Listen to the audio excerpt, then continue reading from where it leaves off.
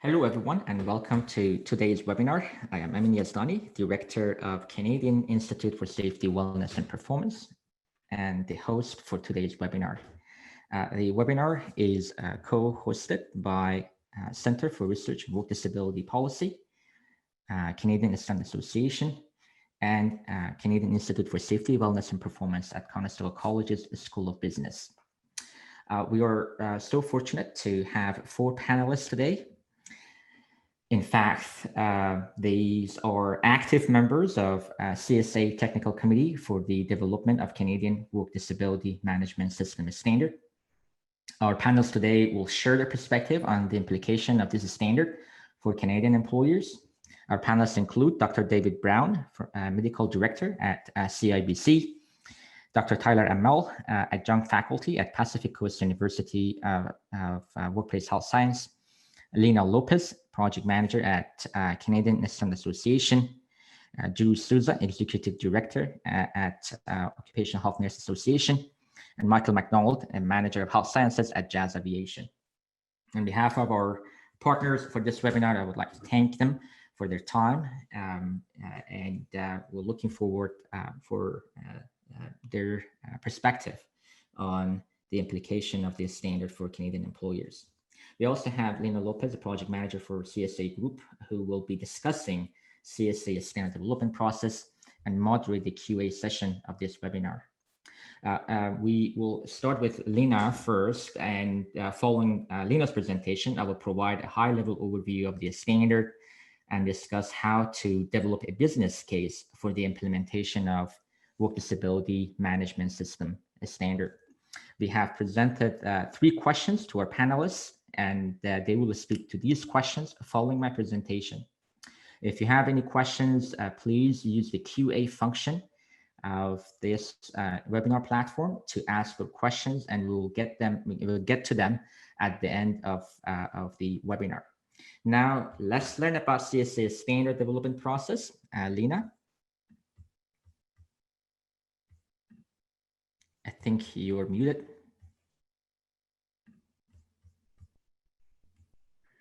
Thank you for letting me know. Good day, everyone. I'm Lena Lopez with CSA Group, located here in Toronto. And my presentation is a quick one. I'm going to provide and hopefully answer 2 questions on how CSA standards are developed, and also looking at why government and organizations look at adopting the standard. So the slide here that's in front of you is an overview of CSA, and CSA has 2 divisions. It has a commercial area and also a non-for-profit standards development area. The commercial area is one that you might be more familiar with, the standard testing certification, and that often you'll see the CSA mark on particular items such as a hockey helmet or even your bathroom plumbing. And over on the screen in the standard development, and then feel free to just move forward with the slide. Can I advance them? Or thank you.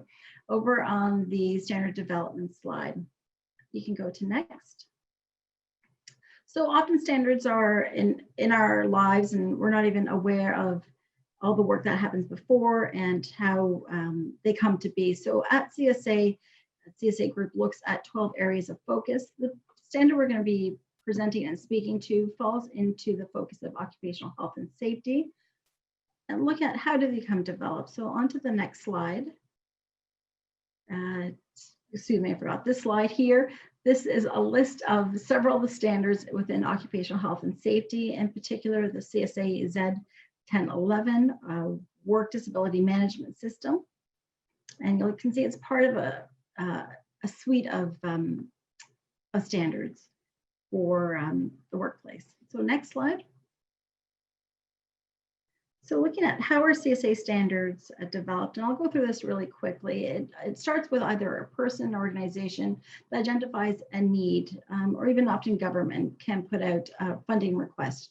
And I think we're hearing more and more of that right now in the news, looking for a need for standards. So a standard is a request is put out. CSA will look at putting that notice of intent with the Standards Council of Canada to make sure there's no other standard in that area and that we can move forward. Then there is a technical committee that is brought together from various perspectives that will provide different viewpoints as the standard gets developed.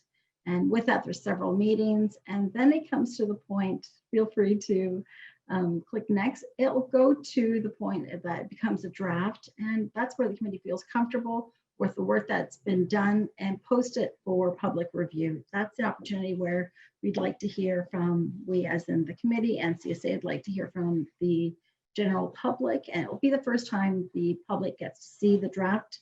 You are provided with 60 days to comment on that. And those comments are brought back to the committee to discuss and look at how do they refine that draft copy. It goes through an internal process of course, the publishing, editing, and depending on the standard, it may be translated, and then it goes out to publication. And so with this particular standard, it was published earlier in the year, and the French copy followed. It was just recently copied. So this particular standard, Z1011, is available both in English and in French. And then the standard stays as a living document for the next 5 years. That's where the committee will come together once a year, look at what's been happening in the environmental landscape, any new changes in perhaps legislation, and how to refine the standard. So that in a very quick process, that cycle is just provided, but that cycle in reality, it takes approximately a good 12 to 18 months to work through. We can go on to the next slide. You know, the second question is, well, why do organizations or government want to adopt it? So the great thing about a CSA standard is that it's been developed through consensus and also with various perspectives that come together for that standard. And often the government is looking for some advice and looking at what is out there already. So that CSA standard might be one that gets looked at to be adopted into legislation. So we can go on to the next slide. So with what I've mentioned, there's ways to that individuals can participate on a CSA standard. So one, you can look at even just getting involved on the CSA community, an online platform where you can go and listen on and really chime in and have a discussion on a particular standard or an occupational health and safety question that you might have. But also what I mentioned earlier, there's that review process that you can look at providing your direct input on a standard that is in that stage. So there is also a dedicated site for that. And then in addition, if you're interested in a particular area of a standard, you're welcome to, I think I'm going to the next slide, I think my time might be up, where you can get involved. So if you have any questions, feel free to reach out to me afterwards, and then I will leave it for the next person to continue. Perfect. Thank you, Lena. You're welcome. Sorry for the technical issues. No problem. It was advancing it automatically. I thought I was on a timer. Thank you. Well, and now let's look at what is this standard all about and see how we can develop a business case to implement an organization-wide work disability management system. Well, one in 5 Canadians have one or more type of disabilities, and the issue around underemployment and unemployment of people with disabilities is a significant global issue that has enormous negative impact on the economy. For instance, there are some numbers around the annual cost of work disability, which is estimated at $1 to $2 trillion worldwide. Recent estimates of the cost of exclusion identified a total Canadian burden at about $340 billion across all social domains, with the productivity and output costs as about $62 billion. So add to this the current trend in developed countries when it comes to prevalence of chronic and episodic disabilities that is increasing with the aging of a labor workforce. So what have we done to address this important issue? Have we been able to educate our employers and decision makers within organizations to address this global issue?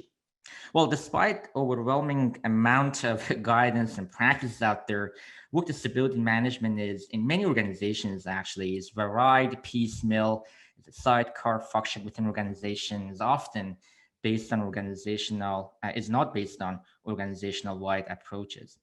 So there is a need to incorporate best practices on work disability prevention into management systems and day-to-day operation, because that's how you can bring employers and decision makers on board and get them recognize the importance of this issue.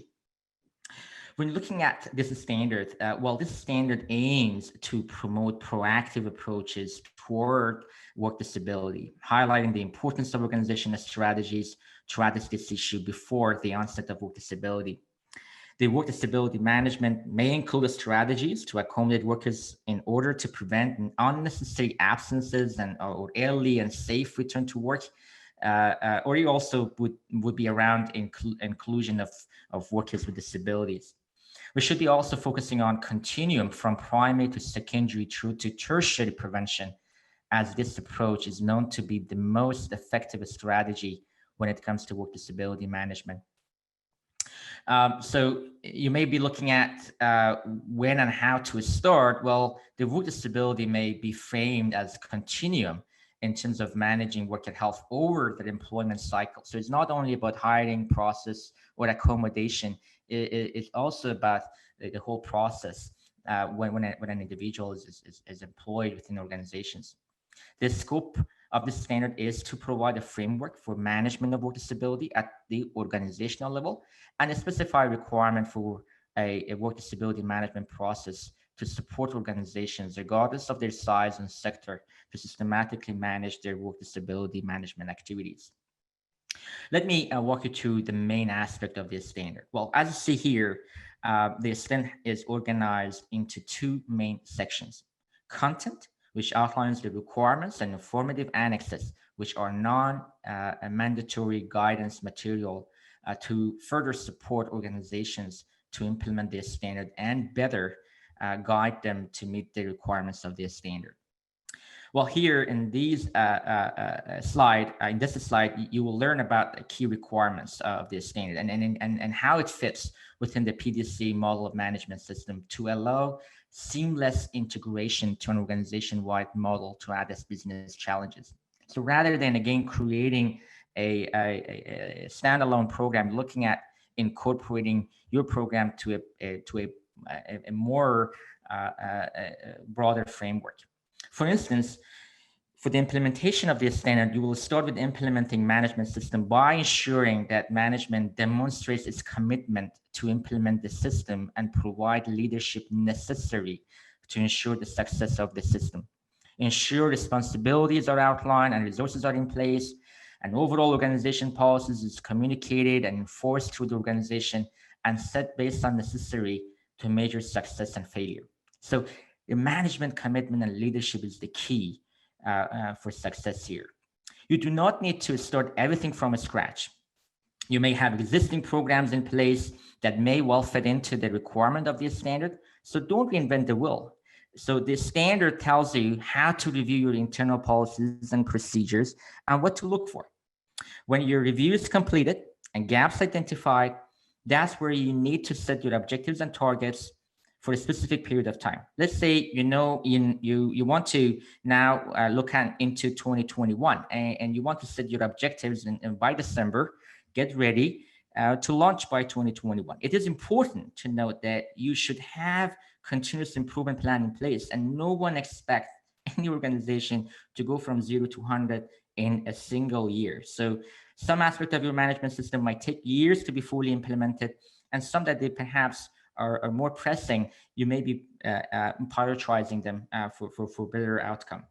The key here is that this is not a one-person job. You must engage with all internal stakeholders, and most importantly, workers and workers' representatives.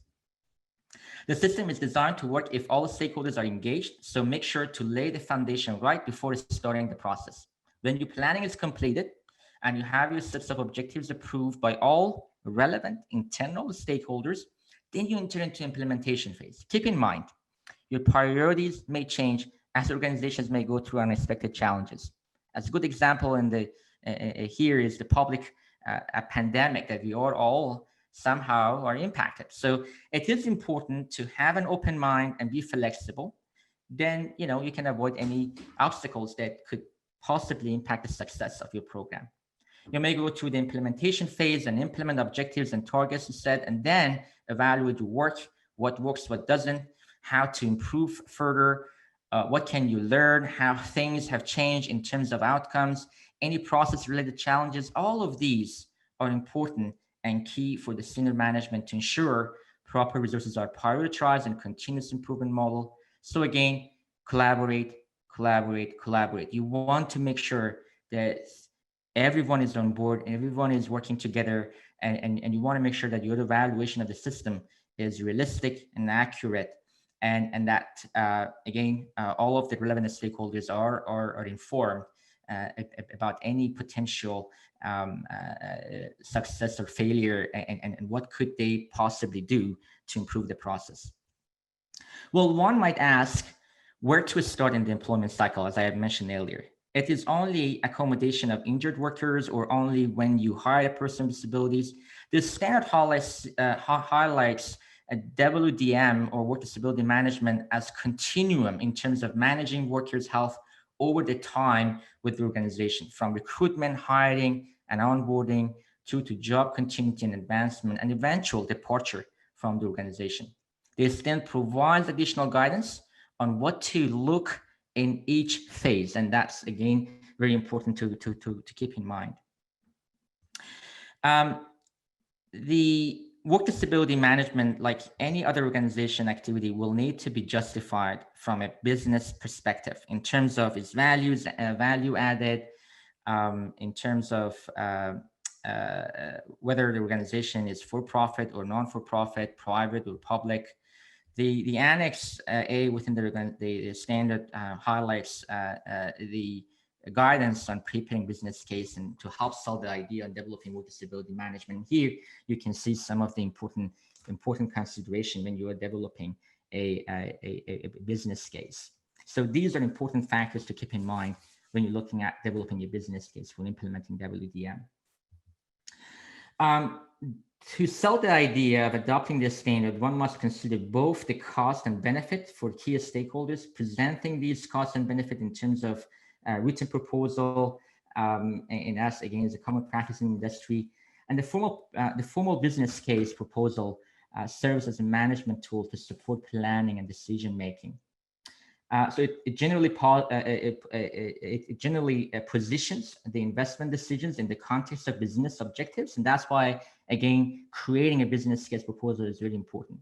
This standard provides a guidance how to develop a business case proposal, and again, that is a very important aspect of the standard that provides these guiding material to further support the implementation. And again, last but not least, there's some guiding principles that helps organizations to better understand what they need to do and what are the expectations. Is a joint responsibility, again, between the organization's management, workers, workforce, and worker representatives. You want to make sure that you comply with legal requirements within your restrictions. You want to promote accommodation and early return to work. So these are a key foundation that you need to put in place. So I try to go over a few key considerations for employers that could be instrumental in implementing this standard. So now let's hear from our panelists and see what they believe are the implications of this standard for employers. We'll first start with Tyler and Mel. We presented to him these questions, and again, we presented this to all of the members of the panel. And Tyler, over to you. And I would like to hear from you and your perspective on these questions. Great, thanks, Amin, and thank you very much, everyone who attended today's session. It's great to see such an interest in work disability. So from my perspective, I was provided these questions and I put some high-level thoughts down. Obviously, we want to get through our presentations here and get to the real meat, which is the Q&A panel at the end, so we can tailor our responses accordingly.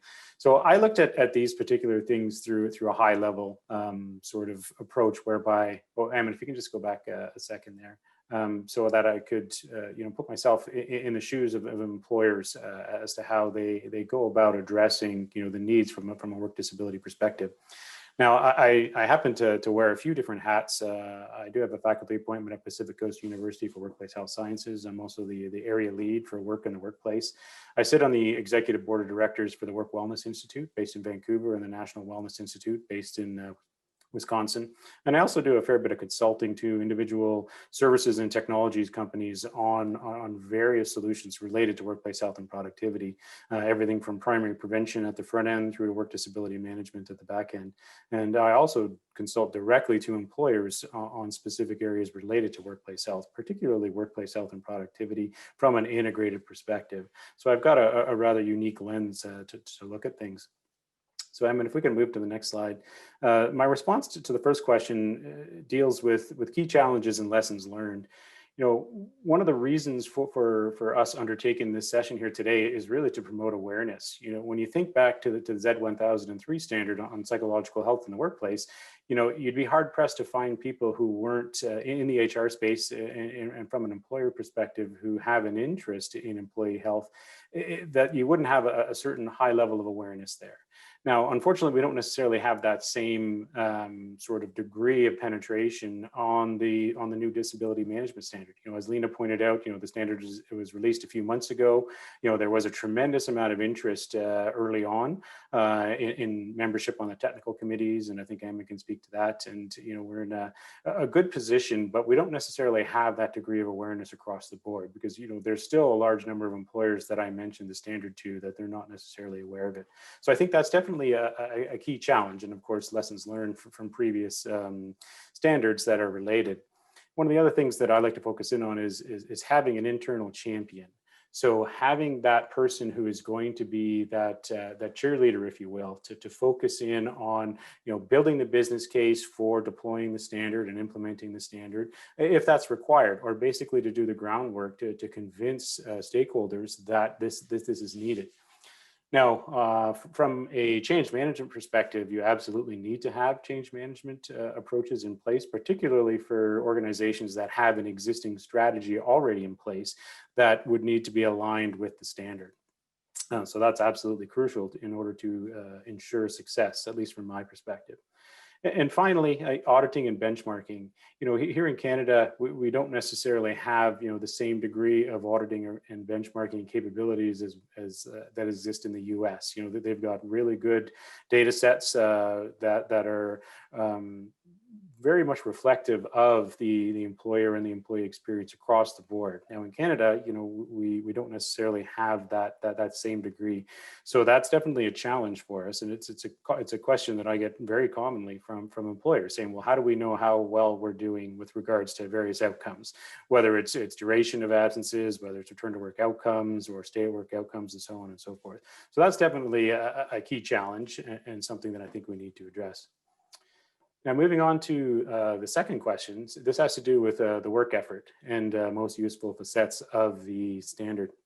Now, we spent a lot of time thinking about how the standard could be deployed by smaller organizations, mid-sized organizations, and large organizations. So I think what we came up with is a low lift standard. So this doesn't necessarily mean that you need to have sophisticated processes in place, although this is a management standard. So hopefully organizations do have an appreciation for what management systems are whenever they undertake such a challenge. Now, so we did design it to be as low lift as possible. Of course, having an inclusive accountability framework is quite important.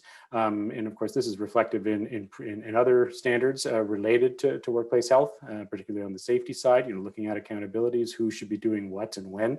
So that's quite useful and very much an integral portion of the standard. From my perspective, I'm a big fan of integrating solutions so that there is a health continuum in place and you've got various solutions in there that aren't necessarily siloed. So I think that definitely speaks to a very useful facet. And then again, of course, with benchmarking being a challenge, we do want to have useful facets tied back into that. So that's where evidence-informed practice, the data management, benchmarking elements are in place as well, because there are some guiding principles in place to help organizations out from that respect. And finally, if we move on to the third question, so we have plenty of room for my colleagues to speak on as well. What are the impacts for workers and employers? So, from a human resources perspective, employee engagement is at the top of the list, particularly in times of a pandemic, such as we're in right now. So being able to support people to maintain that level of productivity that they're used to is definitely key. So this is one of the things that the standard does naturally. And so engagement really doesn't end there. Without a worker engagement, even at the tactical level in the disability management process, you're hard pressed to get good quality outcomes and sustainable outcomes. And so having that level of engagement across the board. Now, I added in inclusion because this is very timely in today's day and age to have that, not only from a disability perspective, but in all other aspects of inclusion as well. I think having a standardized approach is a net positive for the standard as well.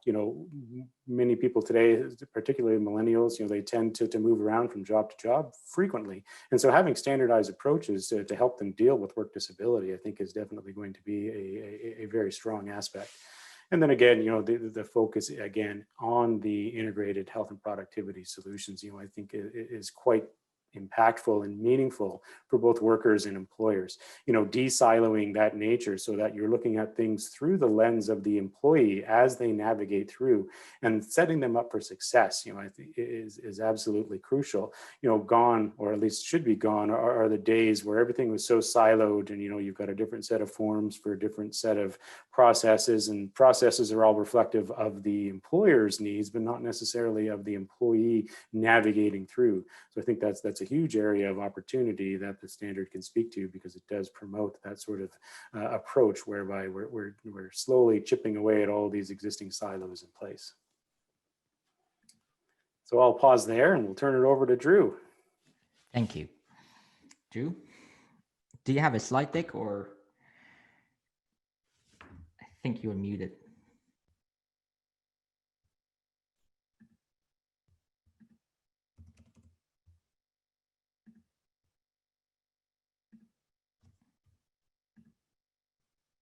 Okay, I think Drew. Hi. Sorry, okay, we're having some technical difficulties here, and I was trying to get on. Thank you so much, and I appreciate your patience. Thanks, Amin, for inviting me to speak on behalf of UNA. No, I don't have a slide deck, so I'm just going to speak to the questions as they come up, so I appreciate that. So what are some of the key challenges that organizations have to implement? And I have to be honest, I think unlike other standards, when it comes to disability management, there is a huge cultural shift sometimes that needs to happen in order for a disability management system to be effective. Because you need to build a disability management system on a foundation of trust. And that isn't always the case. So what the standard does do is it helps you with a formula on how to build some of that trust, ensuring that you've got and are getting all the right individuals in place at the right time, so that way you can build off of that. So, and I think that's an essential element of any work disability prevention system, right? Is having us all on the same page, talking the same language, so that way we can build off of it and be as successful as possible. So a key element of all of this is building a foundation of trust and ensuring that you start that cultural shift, making sure that everyone, again, is on the same page. So that's a critical component for sure. Another really challenging issue that I think happens is people are under the impression that a program of this kind or a system of this kind is a set key of tools and techniques. The reality of it is that we all come at this from a different perspective, dependent upon the resources that are available to you in your organization, and well as dependent upon what your organization is willing to support. So by that, I mean, some large organizations have a multitude of resources like occupational health nurses or disability management specialists on staff, or alternatively have them coming in as external third-party providers. So they have these resources in place and therefore are able to utilize those effectively, whereas others don't. So each disability management system needs to be customized to meet the needs of the organization. And again, the standard allows you a process to determine what is it you're hoping to achieve, how are you going to go about doing it, and how do you bring the resources into play. Keeping with that theme about deciding, what is your disability management system going to look like, is the issue of privacy. And that is a key component as well. And it actually also feeds into my first element of building trust. There's a huge element of privacy that really needs to be considered when you're building a program of this nature. And understanding that, ensuring that these matters are maintained private, confidential, that there are certain elements that need to be shared, like functional information, etc., certainly is necessary. But appreciating that privacy is key. That also feeds into building trust, which feeds into building that cultural shift. So one sort of feeds into the other. And then lastly, but certainly not the least important, is the issue of accommodation, and the issue of accommodation as to when do you decide to accommodate? How do you decide to accommodate? What do you decide to accommodate? So that's a foundation piece of any work disability prevention program, trying to understand, again, how far is your organization willing to take the term of accommodation? Are they looking at it only from a short-term perspective? Are they looking at it from a long-term perspective? What resources are you going to bring into place to ensure that accommodation is effective? And the greatest challenge in any accommodation scenario is the understanding that accommodation doesn't just end, that it's a continual process and needs to be verified on an ongoing basis as an individual's medical condition changes, right? So, it used to be that when you talked accommodation, you would sort of tick in a box off and saying, yes, fine, I've accommodated an individual, I'm done. I don't have to check on them any longer. The reality of it is that's not the case. Legislation requires it, that it's a continual process. And the nature of accommodation nowadays, with mental health being such a huge issue that we all have to address, is that it's an ongoing issue that we need to recognize a responsibility towards. So that is, in essence, my response to question number one. So what does it take for an organization to implement the new standards, and what facets do I find particularly helpful? Well, the challenge you have here is what standards don't I find helpful? Again, what's fascinating to me is this concept that we're all in on this together. We all understand that we have this responsibility, but in general, what we're looking at is a set of processes and protocols that really are quite important for us to understand. And the standard provides you with that background information that's required, understanding where you need to go in terms of next steps. So when I think about it, and I think about the challenge, I think about the resources, I think about it being the framework, right?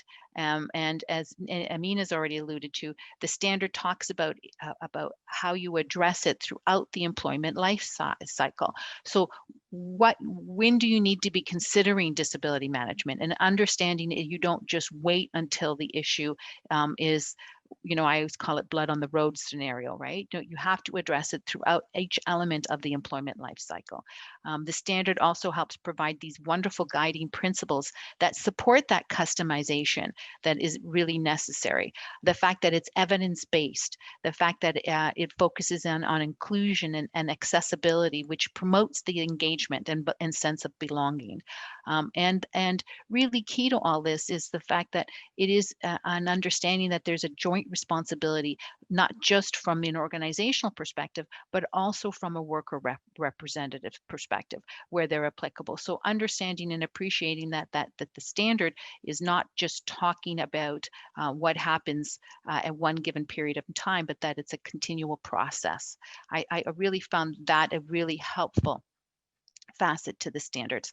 And in terms of what parts of the standard that I particularly find useful was the appendices. I really spent a lot of, we all spent a lot of time, I think, on the importance of the various appendices, but the annex was really key to me. The understanding the business case, the role of the experts really spoke to me, because it really helped me understand what role can various people play depending upon what resources they had in place and depending upon what the foundation piece was.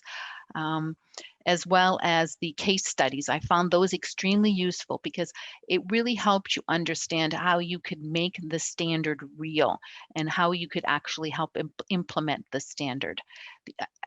I can't say enough about the annexes. I know absolutely the standard provides the how, but or rather the what, but the implementation is really about, you know, how do I make this real? And I found that the annex was extremely informative and helpful from that perspective. The potential impacts of implementing the standards. You know, it was interesting because when I originally saw the question, I was thinking about it really from a perspective of, well, okay, am I talking from a worker perspective here, or am I talking from an employer perspective? And then I began to realize it doesn't really make a difference, really. The impact of implementing the standards is the results, the goals are the same for both the worker and the employer. And the fact is basically that you're coming out with a process that is transparent, fair, and consistent. And I think that is key to building that sense of belonging, that sense of trust. It builds on that foundation of trust that I think is critical in any disability program. It also helps decrease anxiety as well, because when you have a transparent, fair, and consistent process, individuals will understand what their responsibilities are and understand what role the various players, stakeholders are going to play in this, which will diminish their sense of anxiety and help in essence resolve their absence faster. It absolutely improves labor relations issues, and again, those are key for both an employee and a labor perspective. It increases morale because there's a sense of appreciation that the organization really does care about me, and here I am struggling with something and they're there to help. From an employer perspective, maybe more so than an employee perspective, it helps maximize the use of resources, because a DM program recognizes the different levels of expertise and makes sure that you utilize them at the appropriate time. And then, of course, last but not least, it helps to meet the legislative requirements that we're all aware of. I would hazard a guess and say, though, that most of us consider those legislative requirements as that baseline. What is it we absolutely need? This standard talks to us not just about the baseline, but talks to us about going above and beyond the best baseline. So I found it a fascinating and I'm very excited to see how employers and other organizations, including the labor groups, are going to take this standard and make it real, because I think it has some real significant impact to the workplace. Thanks for me at this time. Thank you, Drew. David Brown, back over to you. Thank you very much. I mean, clearly we're all spending too much time together. I've been listening to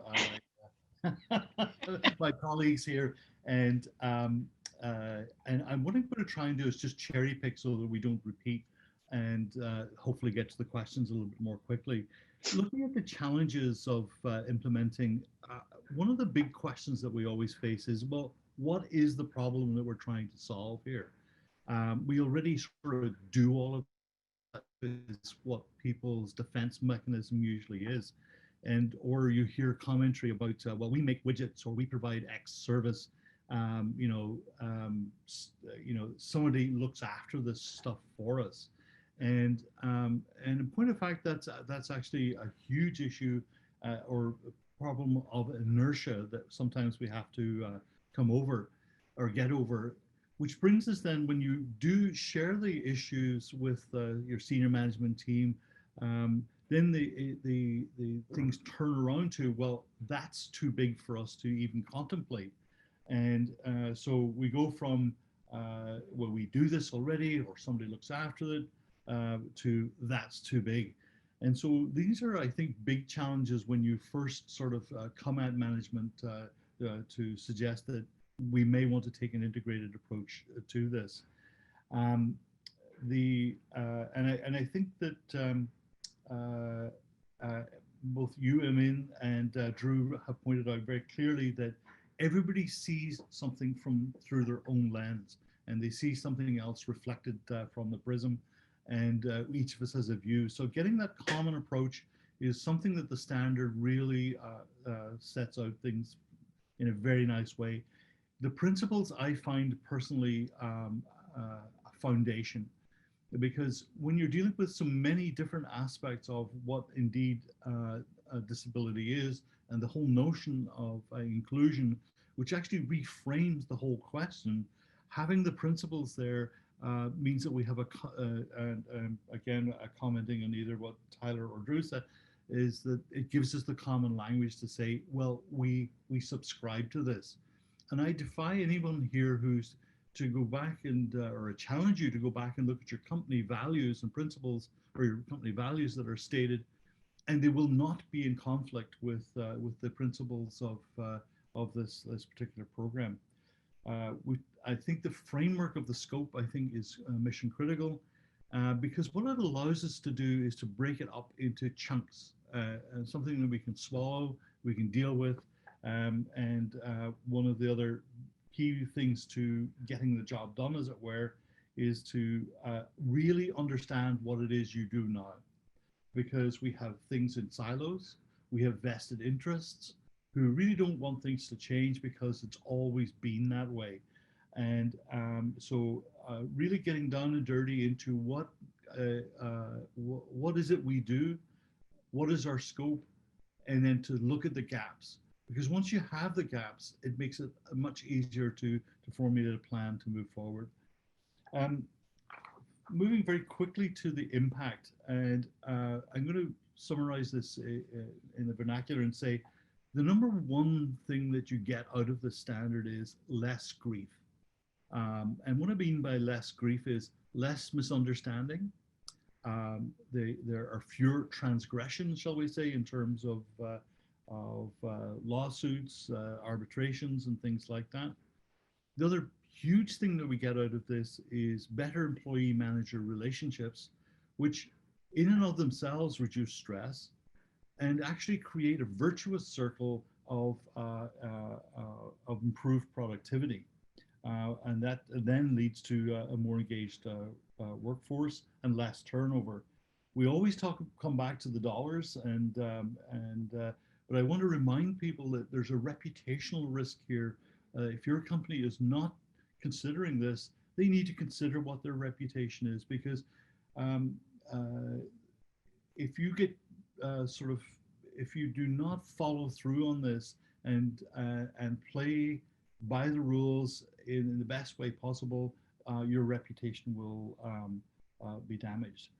The flip side of that, and where I'm going to end and say, is the standard creates opportunity. It creates an opportunity for organizations to go above, to be seen in a phenomenally good light, because it will highlight disability and all of that talent that is there, and make the company better and more cohesive. So, you know, we always sort of think of disability management as a fix-it job. I would turn it around and say, no, it's an inclusive opportunity to go forward. And I'll stop there. And then. Thank you, David. Michael? Hi there. Thank you, everybody, for inviting me to share my perspective on these questions. I thought they were pretty challenging questions, I'll be honest, but as I got into them, I found that the answers were actually pretty clear and straightforward. When I think about the key challenges that organizations might have when they implement this disability prevention and management program, some of the things that really stood out to me were the importance of stakeholder conversations and making sure that we had a clear understanding within each stakeholder group of what the program is designed to do and why. And each stakeholder within my context, being a regional airline, we have 6 union groups that we interact with, and we have labor relations and human resources and operations management and so on. There's a lot of moving parts there. So, you know, the key challenge was to design a common language and common communication strategy, because when we're all speaking the same language, it's easier to trust one another. And that comes back to something that Drew was saying, how important trust was. And without that clear sense of mutual trust, the program is definitely very difficult to implement. And so it needs to be clear from the get-go that we're all working towards mutually beneficial outcomes. You know, the employer wins when the person's at work. The worker wins when they're able to protect their career from through the potentially devastating effects of a health event of some sort, whether it's an occupational injury or a non-occupational concern. So the framework actually is great because, you know, we talk a lot about being integrated and so on, but the way this is integrated is that it really offers a guided structure that you could consider as an employer when you're trying to support an employee who has a health issue that's not so severe that they need to be absent from work, but it still gives you some structure on how to approach that issue. But it also gives you some structure how to deal with some workplace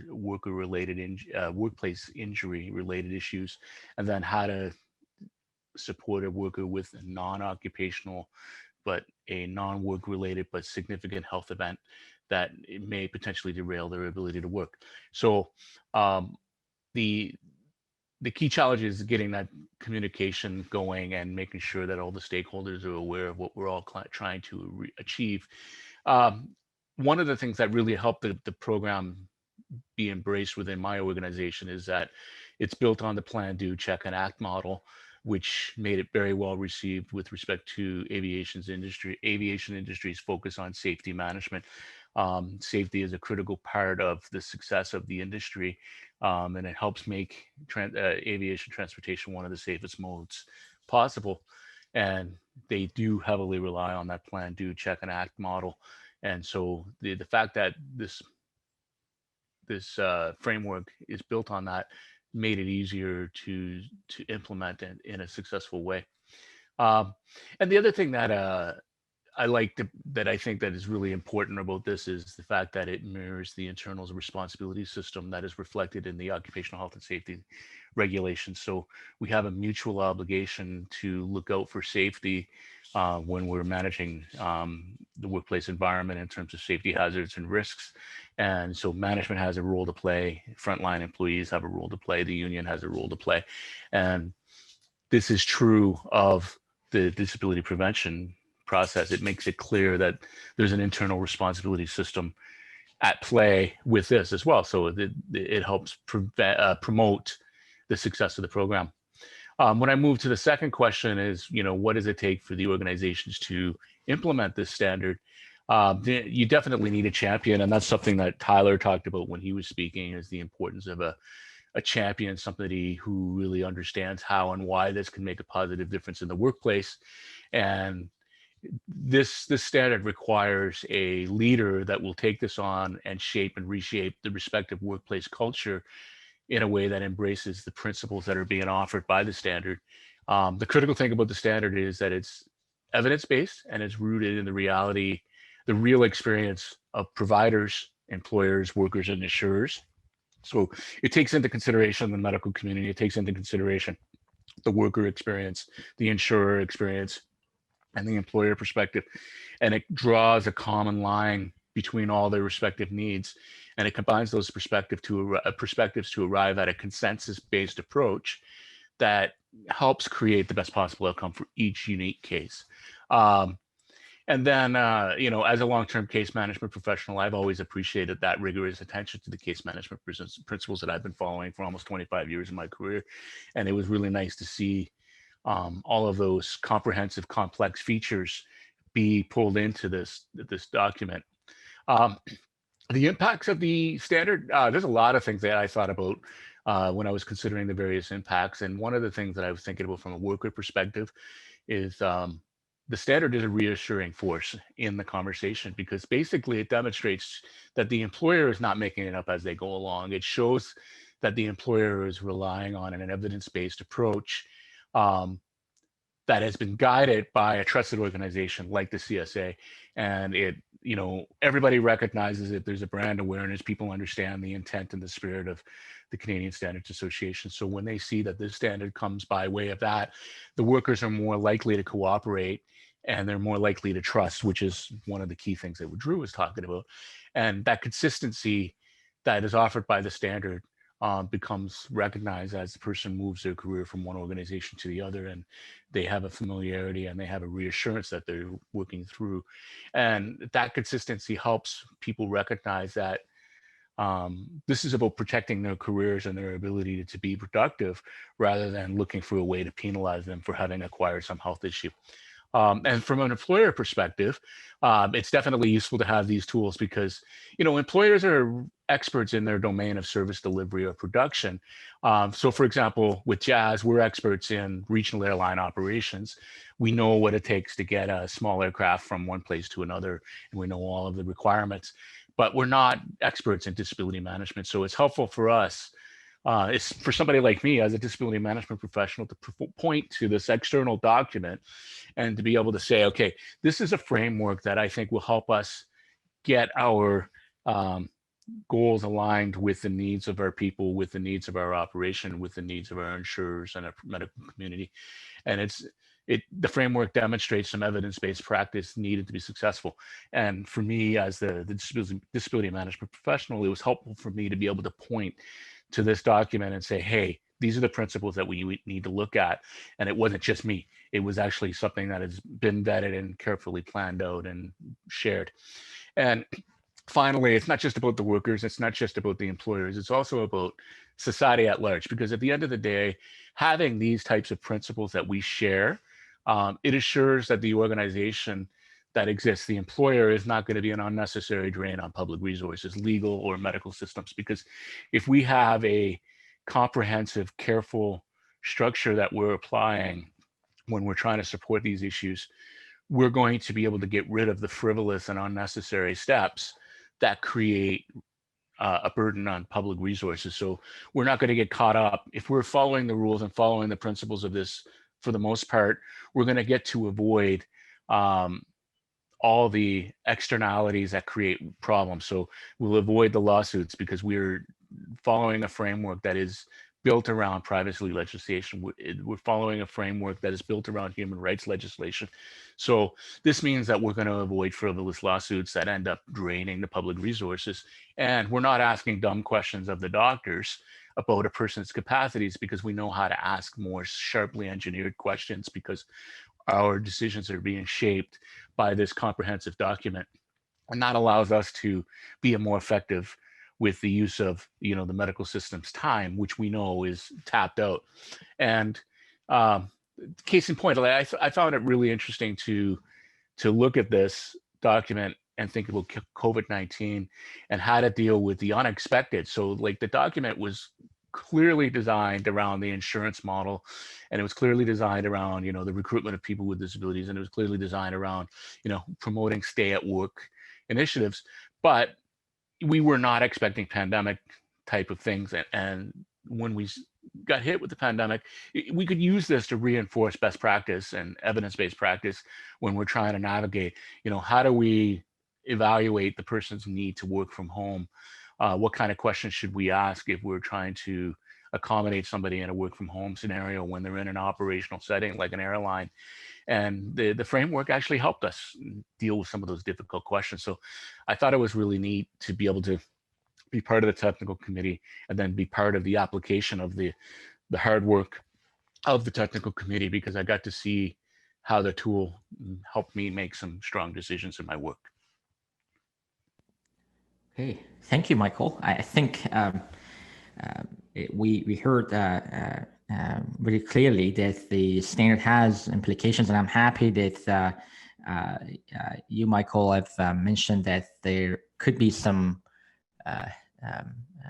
benefits of implementing the framework even for pandemic-related issues, and I believe the document and the standard has that capability, and really highlighting the issues of integrations into management systems and using PDCA model as a dominant model out there to address a lot of business challenges.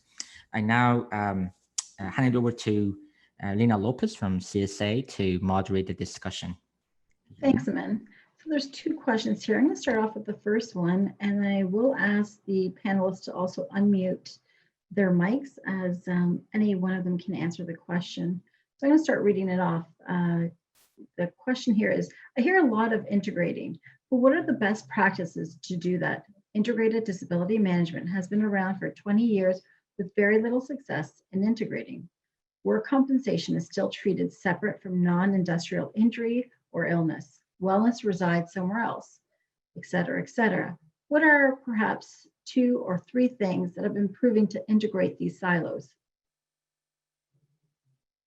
So that is one question. So any one of the moderators, or not the moderators, excuse me, any of the panelists are welcome to answer.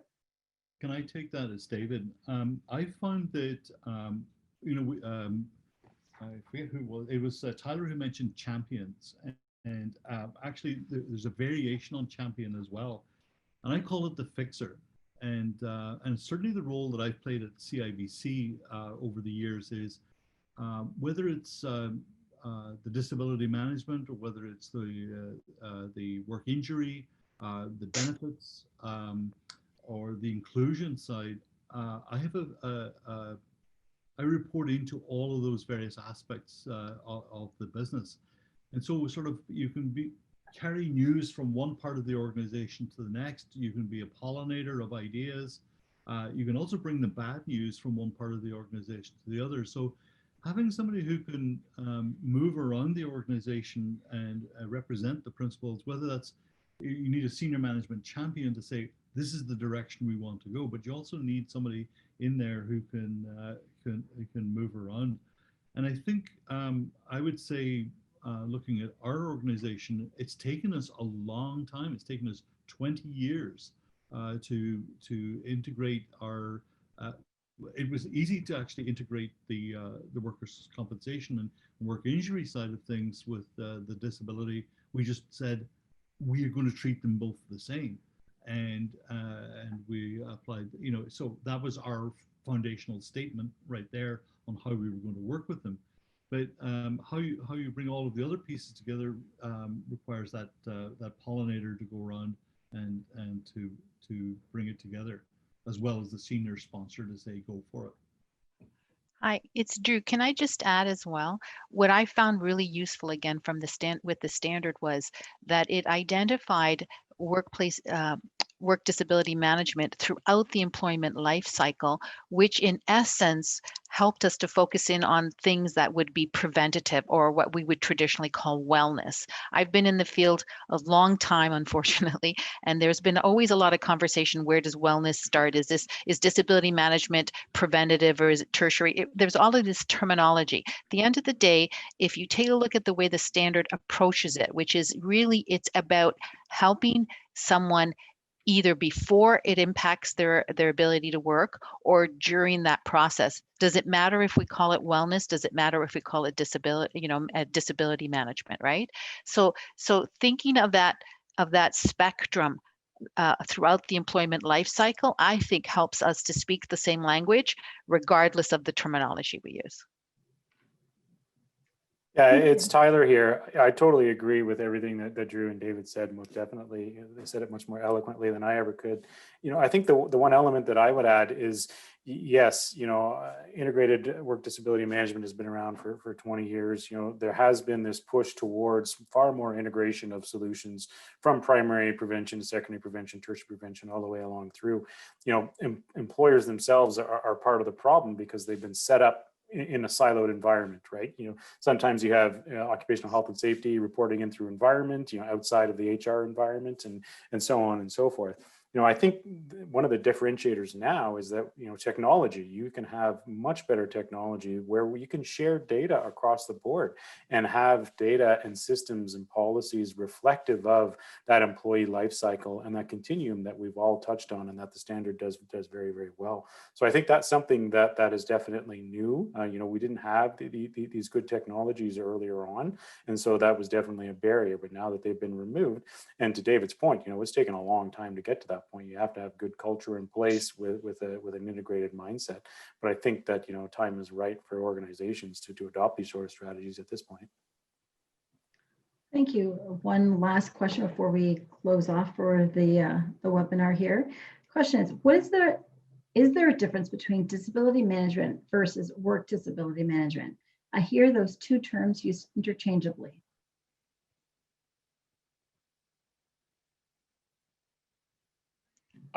This is Michael McDonald here, and I can offer my perspective on that. I use the terms interchangeably, and the idea of disability management historically has been around just supporting individuals with some sort of health event that is potentially causing them the need to be away from work.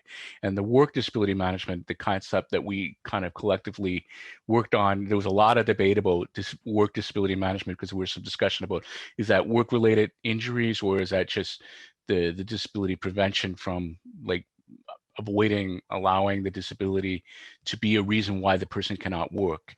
And ultimately what we agreed on, and maybe the other panelists can confirm or deny this, but is the way I came out of it was understanding that these processes are designed to prevent disability from being the reason the person can't work, whether it's, you know, on a long-term basis or short-term basis, but there's a way of developing accommodation strategies in order to help them stay at work.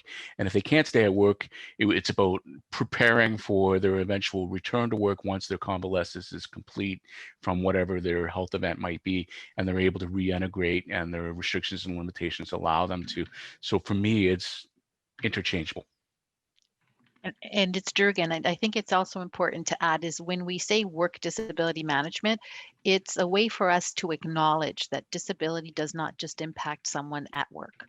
It impacts their life as well. So the standard focuses in on the impact to the workplace, but in at least using that terminology, it's recognition that there are implications to a person's personal life as well, right? So. Thank you very much. So, Amin, I'll just hand it over to you. Sure, perfect. Michael, there is one of the attendees that wants to connect with you. So I encourage individual to send me an email, and then I will contact Michael to get permission to share his contact info. That's absolutely fine. I welcome a conversation. Thank you.